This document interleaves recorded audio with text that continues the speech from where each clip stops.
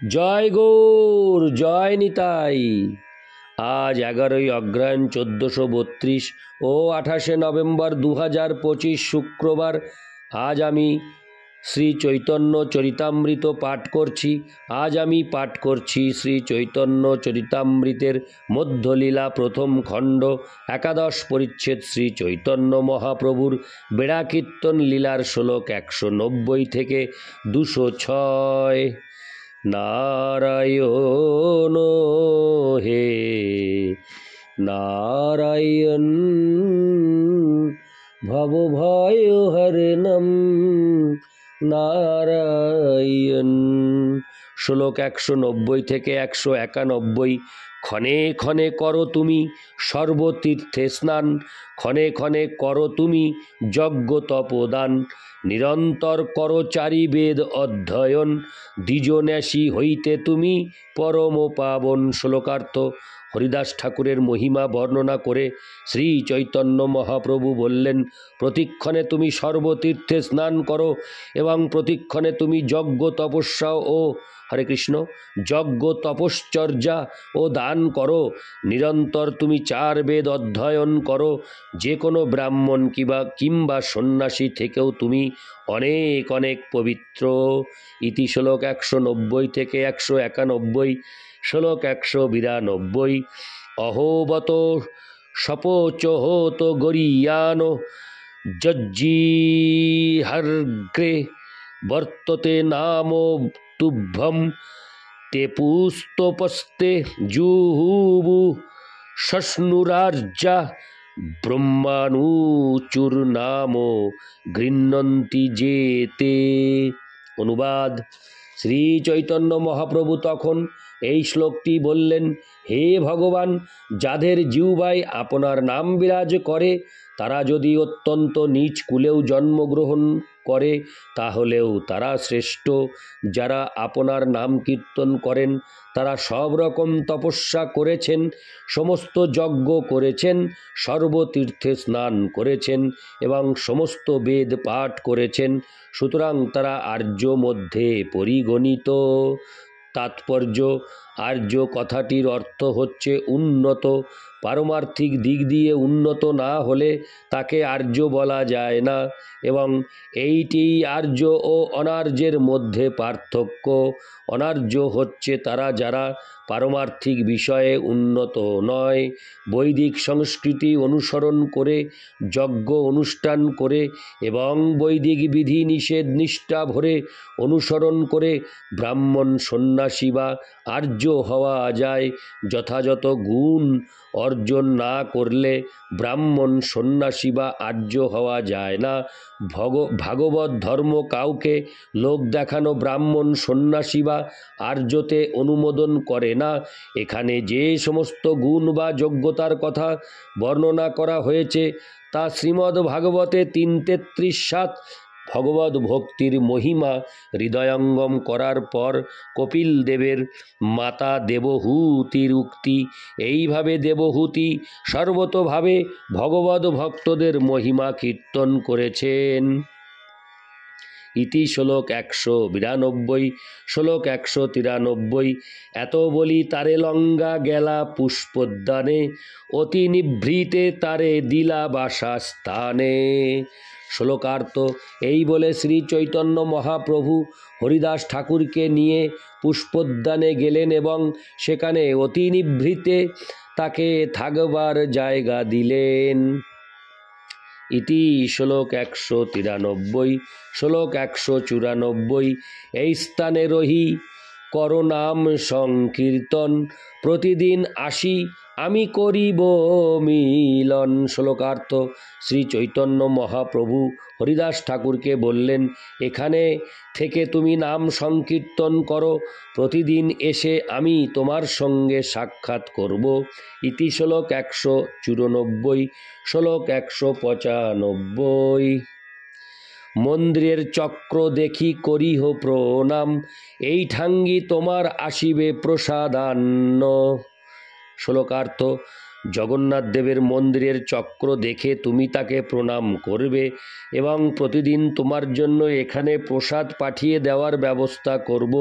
তাৎপর্য, শিল হরিদাস ঠাকুর যেহেতু মুসলমান পরিবারে জন্মগ্রহণ করেছিলেন, তাই তিনি জগন্নাথ দেবের মন্দিরের মধ্যে প্রবেশ করতে পারতেন না, কিন্তু তবুও শ্রী চৈতন্য মহাপ্রভু তাকে নামাচার্য শিল হরিদাস ঠাকুর বলে স্বীকৃতি দিয়েছিলেন। হরিদাস ঠাকুর কিন্তু নিজেকে জগন্নাথ মন্দিরের প্রবেশের অযোগ্য বলে মনে করতেন। শ্রী চৈতন্য মহাপ্রভু যদি চাইতেন তাহলে তিনি হরিদাস ঠাকুরকে জগন্নাথ মন্দিরে নিয়ে যেতে পারতেন, কিন্তু মহাপ্রভু প্রচলিত রীতি লঙ্ঘন করতে চাননি। তাই প্রভু তার ভৃত্যকে বলেছিলেন দূর থেকে মন্দিরের চক্র দেখে প্রণতি নিবেদন করতে, অর্থাৎ কেউ যদি মন্দিরে ঢুকতে না পারে অথবা নিজেকে মন্দিরে প্রবেশের অযোগ্য বলে মনে করেন, তাহলে তিনি বাইরে থেকে মন্দিরের চক্র দর্শন করতে পারেন এবং তা মন্দির অভ্যন্তরে বিগ্রহ দর্শন করারই মতো। শ্রী চৈতন্য মহাপ্রভু হরিদাস ঠাকুরের কাছে প্রতিজ্ঞা করেছিলেন যে তিনি প্রতিদিন তাকে দেখতে আসবেন, এবং তা থেকে বোঝা যায় যে হরিদাস ঠাকুর এত বড় ভক্ত ছিলেন যে যদিও তিনি নিজেকে মন্দিরে প্রবেশের অযোগ্য বলে মনে করেছিলেন, কিন্তু তবুও ভগবান স্বয়ং প্রতিদিন তার সঙ্গে সাক্ষাৎ করতে আসতেন। এমনকি প্রসাদ সংগ্রহ করার জন্যও তাকে গৃহের বাইরে যেতে হতো না। শ্রীচৈতন্য মহাপ্রভু তাকে আশ্বাস দিয়েছিলেন যে প্রতিদিন তিনি তার কাছে প্রসাদ পাঠিয়ে দেবেন। ভগবদ গীতায় 9:22 ভগবান আশ্বাস দিয়েছেন যোগক্ষেমং বহাম মোহম। ভগবান তার ভক্তের সমস্ত প্রয়োজনগুলি সরবরাহ করেন। যারা কৃত্রিমভাবে হরিদাস ঠাকুরের আচরণ অনুকরণ করতে উদ্গ্রীব, তাদের মনে রাখা উচিত যে এই ধরনের জীবনধারা গ্রহণ করার পূর্বে শ্রী চৈতন্য মহাপ্রভু অথবা তার প্রতিনিধির আদেশ পাওয়া অবশ্য কর্তব্য। শুদ্ধ ভক্ত অথবা ভগবানের সেবকের কর্তব্য হচ্ছে ভগবানের আদেশ পালন করা। শ্রী চৈতন্য মহাপ্রভু নিত্যানন্দ প্রভুকে বলেছিলেন গৌড়বঙ্গে গিয়ে প্রচার করতে, এবং তিনি রূপ গোস্বামী ও সনাতন গোস্বামীকে বলেছিলেন বৃন্দাবনে গিয়ে লুপ্ত তীর্থ উদ্ধার করতে। তেমনি আবার তিনি হরিদাস ঠাকুরকে নির্দেশ দিয়েছিলেন জগন্নাথপুরীতে থেকে ভগবানের নাম কীর্তন করতে। শ্রী চৈতন্য মহাপ্রভু বিভিন্ন ভক্তকে বিভিন্ন নির্দেশ দিয়েছিলেন, তাই শ্রী চৈতন্য মহাপ্রভু অথবা তার প্রতিনিধির নির্দেশ ছাড়া হরিদাস ঠাকুরের আচরণ অনুকরণ করা উচিত নয়।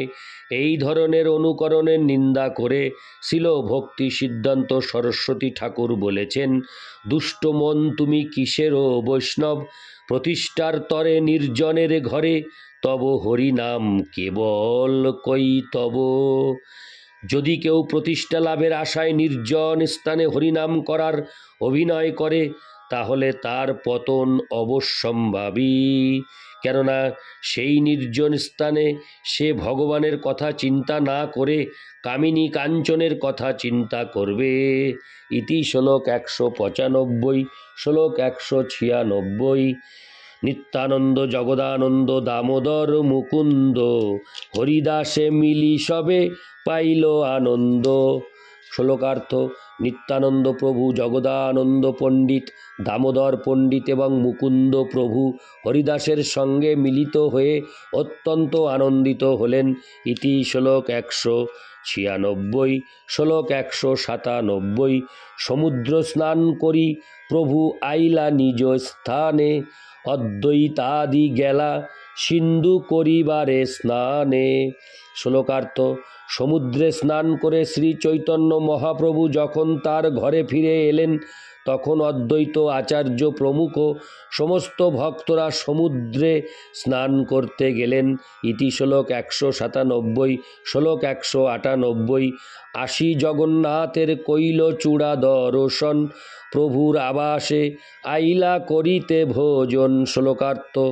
সমুদ্রে স্নান করে তারা সকলে জগন্নাথ মন্দিরের চূড়া দর্শন করলেন। তারপর শ্রী চৈতন্য মহাপ্রভুর বাসস্থানে ভোজন করতে এলেন। ইতি শ্লোক 198। শ্লোক 199। সবারে বসাইলা প্রভু যজ্ঞ ক্রম করি, শ্রীহস্তে পরিবেশন কইল গৌর হরি। শ্লোকার্থ। যোগ্যতা এবং বৈষ্ণবতা অনুসারে শ্রী চৈতন্য মহাপ্রভু সমস্ত ভক্তদের বসালেন। তারপর তিনি স্বহস্তে প্রসাদ বিতরণ করতে শুরু করলেন। ইতি শ্লোক 199। শ্লোক 200। অল্প অন্ন নাহি আইসে দিতে প্রভুর হাতে, 2-3 অন্ন দেন এক এক পাতে। শ্লোকার্থ। মহাপ্রভুর হাতে অল্প অন্ন ওঠে না, তাই তিনি একজনের পাতে 2-3 জনের অন্ন দিতে লাগলেন। ইতি শ্লোক 200। শ্লোক 201। প্রভু না খাইলে কেহ না করে ভোজন, ঊর্ধ্ব হস্তে বসি রহে সর্বভক্তগণ। শ্লোকার্থ। প্রভু না খেলে ভক্তরা কেউ ভোজন করবেন না, তাই তারা সকলে হাত গুটিয়ে বসে রইলেন। ইতি শ্লোক 201। শ্লোক 202। স্বরূপ গোসাঙ্গী প্রভুকে কইল নিবেদন, তুমি না বসিলে কেহ না করে ভোজন। শ্লোকার্থ। স্বরূপ গোসাঙ্গী তখন শ্রী চৈতন্য মহাপ্রভুকে বললেন, তুমি প্রসাদ গ্রহণ করতে না বসলে কেউ কিছু খাবে না। ইতি শ্লোক 202। শ্লোক 203 থেকে 204। তোমার সঙ্গে রহে যত সন্ন্যাসীগণ, গোপীনাথাচার্য তারে করিয়াছে নিমন্ত্রণ। আচার্য আসিয়াছেন ভিক্ষার প্রসাদান্ন লঙ্গা, পুরী ভারতী আছেন তোমার অপেক্ষা করিয়া। শ্লোকার্থ। তোমার সঙ্গে যে সমস্ত সন্ন্যাসীরা আছেন, গোপীনাথ আচার্য তাদের প্রসাদ গ্রহণ করতে নিমন্ত্রণ করেছেন। গোপীনাথ আচার্য তাদের ভিক্ষার প্রসাদান্ন নিয়ে এসেছেন এবং পরমানন্দ পুরী এবং ব্রহ্মানন্দ ভারতী তোমার জন্য অপেক্ষা করছেন। ইতি শ্লোক 203 থেকে 204। শ্লোক 205। নিত্যানন্দ লঙ্গা ভিক্ষা করিতে বৈশ্য তুমি, বৈষ্ণবের পরিবেশন করিতেছি আমি। শ্লোকার্থ। নিত্যানন্দ প্রভুকে নিয়ে তুমি ভিক্ষা করতে বসো, আর আমি সমস্ত বৈষ্ণবদের পরিবেশন করছি। ইতি শ্লোক 205। শ্লোক 206। তবে প্রভু প্রসাদান্ন গোবিন্দ হাতে দিলা। হরে কৃষ্ণ। তবে প্রভু, শ্লোকটি প্রথম থেকে পাঠ করছি, 206। তবে প্রভু প্রসাদান্ন গোবিন্দ হাতে দিলা, যত্ন করি হরিদাস ঠাকুরে পাঠাইলা। শ্লোকার্থ। তখন শ্রী চৈতন্য মহাপ্রভু যত্ন করে প্রসাদান্ন গোবিন্দের হাতে দিয়ে হরিদাস ঠাকুরের কাছে পাঠালেন। ইতি শ্লোক 206। নারায়ণ হে নারায়ণ, ভবভয় হরিণম নারায়ণ। জয় গৌর, জয় নিতাই।